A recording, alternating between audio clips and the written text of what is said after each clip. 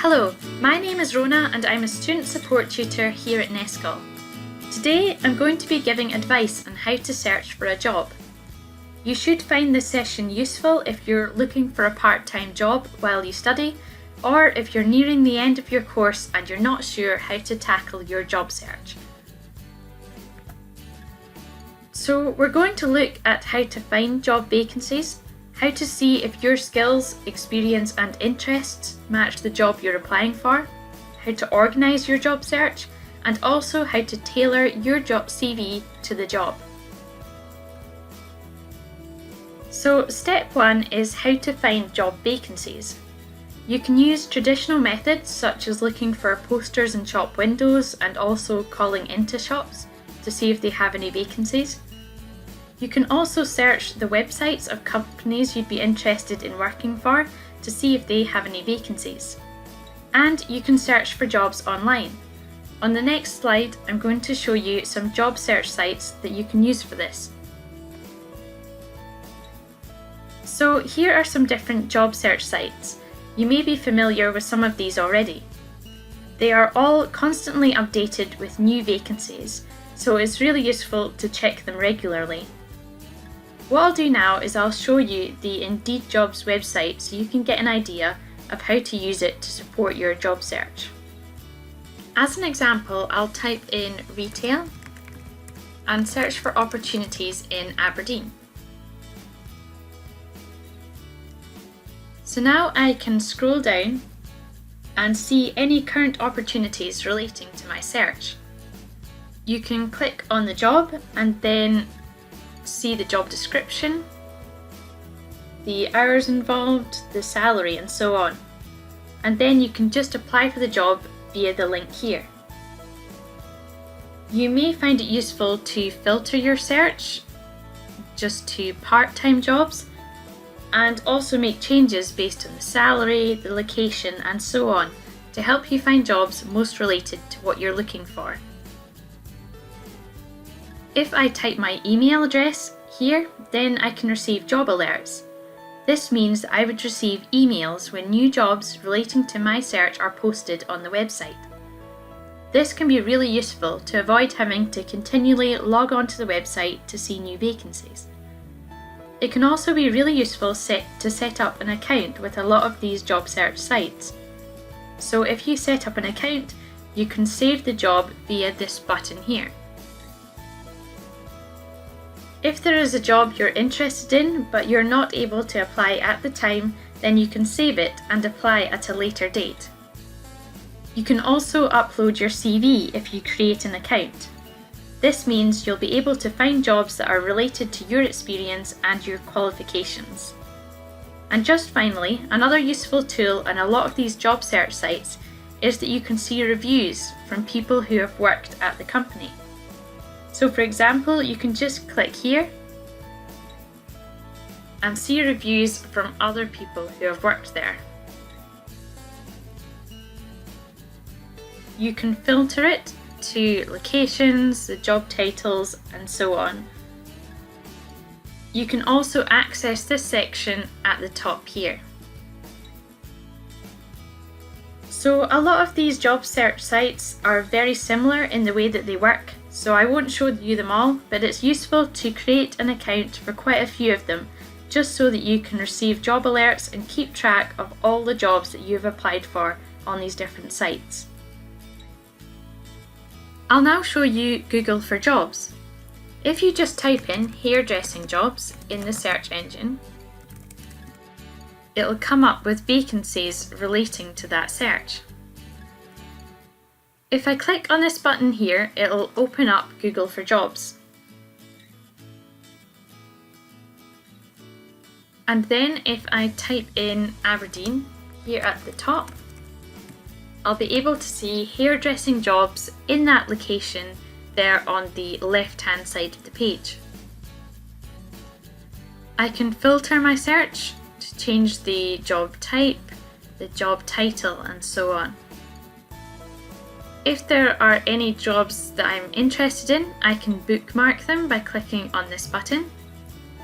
And then if I navigate to this tile, I can see all of the jobs I've bookmarked and be able to keep a track of them. And I can also receive job alerts by clicking on this button here. Now the difference with Google for Jobs is that you wouldn't have to create an account as long as you have a Google account. If I ask to receive job alerts, then they will link up with your Gmail account. So I mentioned some generic job search sites that you could use to search for any type of job, but here are some more specific job search sites relating to different industries. So Good Moves is for jobs in the charity sector.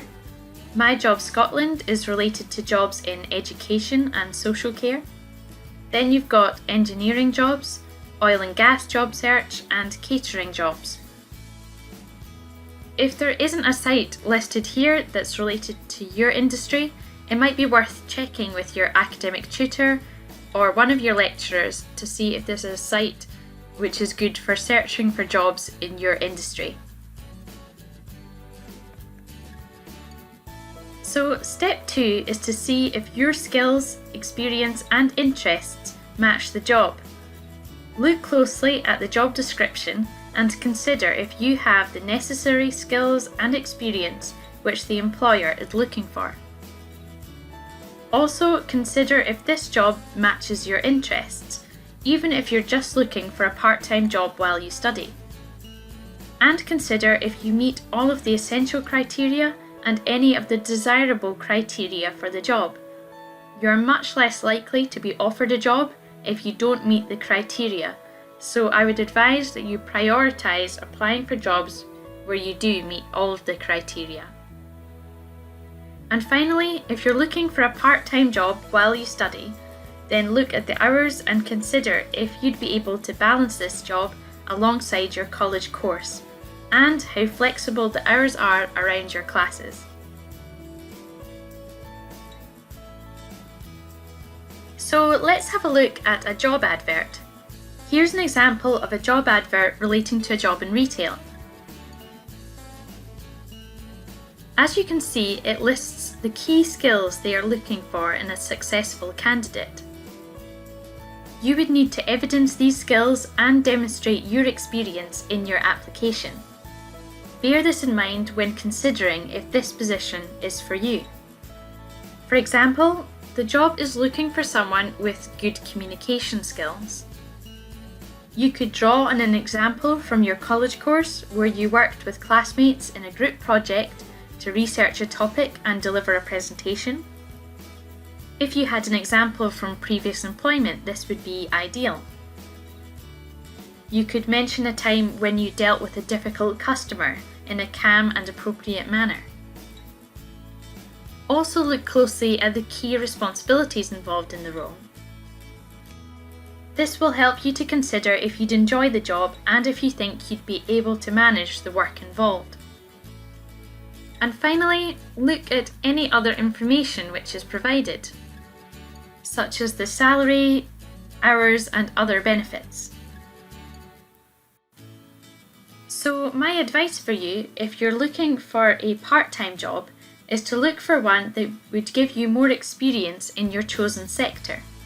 For example, if you're studying for childcare, then look for part-time jobs working in a nursery or at an after-school club. This would mean that as well as earning money, you will gain valuable experience for your CV. Now you may be unsure which sector you would like to work in, or want to know more about the types of jobs which would suit your skills. You can book an appointment with Skills Development Scotland to help you consider your career path.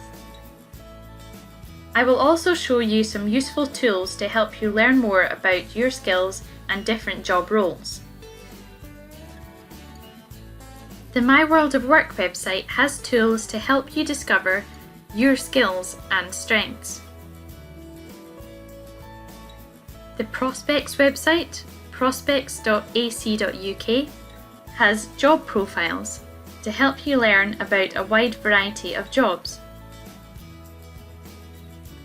I'll just show you an example job profile now.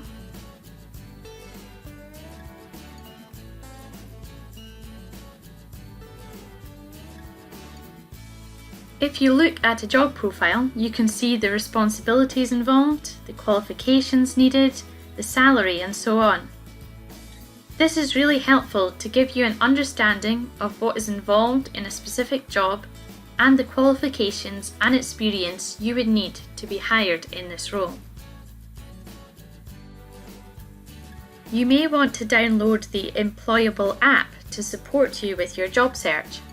You can search for opportunities, view information about companies, compare potential careers, and so on. Step 3. So now you've identified some jobs you're interested in and what path you want to take. You will need to organise your job search. My advice to you is to gather a list of all the jobs that you want to apply for and then create a table with the details of each job. I'll show you an example here. Include details such as the employer, job title, location, salary, and application deadline. This helps you to keep track of all the jobs that you're interested in. You can also identify where you are in the recruitment process, such as highlighting any jobs in yellow that you've applied for, or orange where you were offered an interview.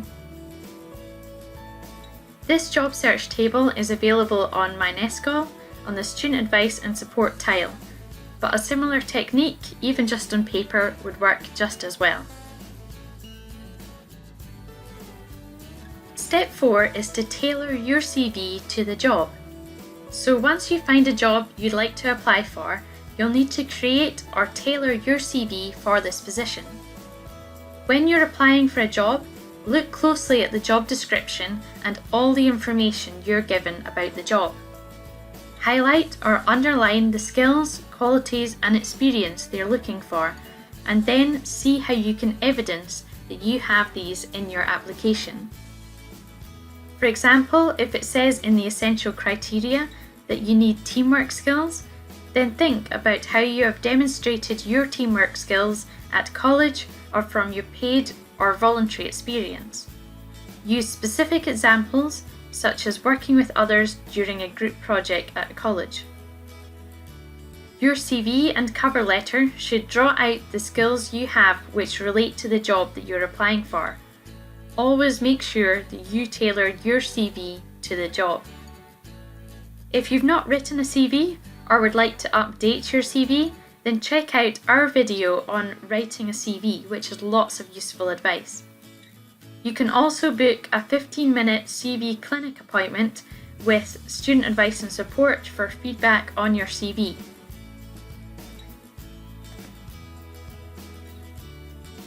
And my advice is to just keep trying. Job searching isn't easy, and often people have to apply for several jobs before they are offered a position. So keep going and make use of the support available online and from the Student Advice and Support team.